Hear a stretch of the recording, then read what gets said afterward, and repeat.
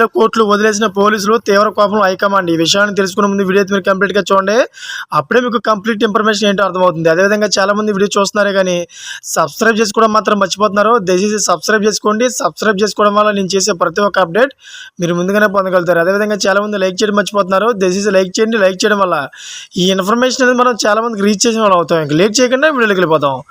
Friends, ఏపీలో ఈసారి జరుగుతున్న ఎన్నికల్లో హోరాహోరీ పోరు సాగుతోంది. ముఖ్యంగా పలు అసెంబ్లీ, పార్లమెంట్ నియోజకవర్గాల్లో అభ్యర్థుల భవిష్యత్తుని డబ్బు తేల్చబోతుందన్న అంచనాలు కూడా ఉన్నాయి. ఇలాంటి సమయంలో ఈసీ అధికారులు పలు చోట్ల భారీగా నగదును పట్టుకుంటున్నారు. ఇప్పటికే 800 కోట్లకు పైగా నగదులు పట్టుబడినట్లు ఈసీ లెక్కలు చెబుతున్నాయి. ఇలాంటి తరుణంలో ఇవాళ అనంతపురం జిల్లాలో ఏకంగా 2000 కోట్లు పట్టుబడ్డాయి. అనంతపురం జిల్లా పామిడి మండల కేంద్రంలో పోలీసులు ఇవాళ వాహనాల తనిఖీలు చేపట్టారు. ఇందులో 4 భారీ కంటైనర్లు గుర్తించారు.